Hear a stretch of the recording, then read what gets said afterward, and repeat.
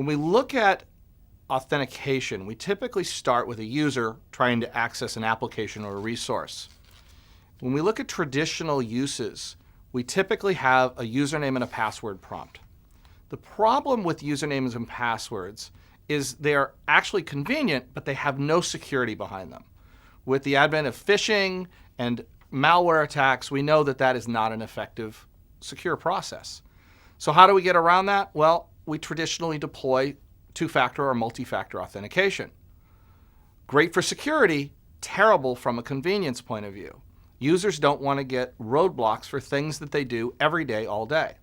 So as a way of getting around that and mitigating some of that, what a lot of companies have done is they'll take and put two-factor in front of a single sign-on solution, and that way they're protecting the front door, but they're completely ignoring the side door, which is all the applications and the resources that users are going to.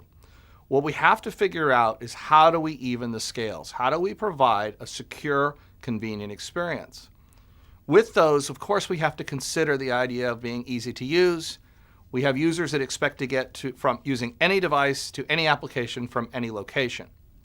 On the flip side of that, from the security side, we need to make sure that whatever process they have, it's secure, repeatable. It checks the box for compliance, but most importantly, it has to scale. So what we've done is we've changed the whole mix at RSA. We've used something we refer to as identity assurance. We put some intelligence in the middle. So instead of consistent blocks, we put some intelligence that gives a consistent experience. So what happens is we look at context associated to risk and make that the equation for the user. So when we look at this, we want to take into account who is the user, what groups do they belong to, which tells us what roles they have, the IP address that they're coming from, which tells us if they're on the network, off the network. If they're on the network, were they natively on the network, or did they come in from the outside through a VPN or a WAN? With that information, we have the context of the user, we can start looking at risk. So if we know who a user is trying to access a resource, we can start looking at a user to know whether they're a mortal, whether they're an admin, or they're a privileged user within the resource. And each resource is unique.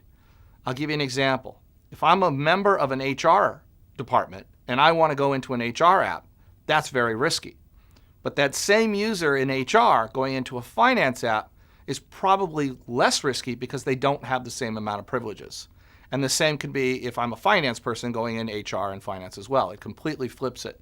So there has to be a dynamic view of this, and that's where we start creating a basic level of assurance. So if you're a SecurID enterprise customer today and you have 100 or more users, the capabilities that I'm showing you right now are included with your license. So let's talk about that user experience. If I have a user, they get that same username and password login that we've talked about, but the intelligence engine looks at this and says, do you meet a risky or an acceptable authentication model?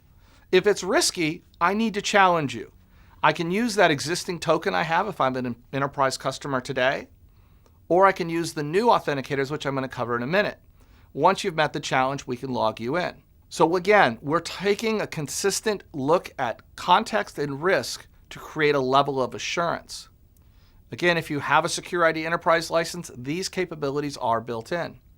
But we can extend that further with the premium edition, and we can start geo-IPing a user. And why we care about that, let's say, for example, you have 500 applications and services available to the users, and you're on the network, you have all 500, maybe off the network you have 300, and then if you're in specific countries that you don't have trusts on, you can then limit them down to 2, and that's the cafeteria schedules. You have control if we start looking at the context. So we can look at the device. Is this a known device? Has this device had successful authentications or failed authentications?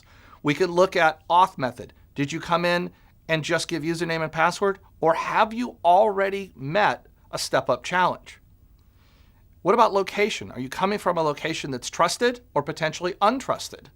And again, I mentioned the idea that we've already had a session established to a step-up. We can evaluate that session as you move to other resources and provide something we call continuous authentication. We look at you repeatedly as you move from application to application, and if you meet the level of risk based upon your context, we let you in. If not, we can challenge you interactively. So it changes it where we start looking at, again, context and risk and putting a whole dynamic approach on it through the idea of a risk engine. The risk engine starts looking at behavioral analytics. This is something that RSA is doing that no one else is doing. We're learning behavior. We're learning device information. We're doing login velocity. So we're looking at asking the question, if you log in at 9 o'clock on Monday morning, every Monday, you log in, you check your email, you log into the HR app, you log into the finance app. If it learns that that's your normal behavior, why should you even be challenged? As long as nothing else has changed in the context for that risk, let you do your job. Now, if something changes, if there is command and control, man in the middle, something that is causing a change in other activity, then sure, let's challenge it. Let's stop that bad guy. Now, you heard me mention earlier, while we still have SecurID tokens, we also have expanded the authenticators. So we have push. I log in, type my username and password, my phone beeps or my watch beeps and says, hey, are you logging into the HR app? And you can very simply say, yes, I am. We can then take context around it and change the authenticators. We have fingerprint. We have iPrint ID through iVerify.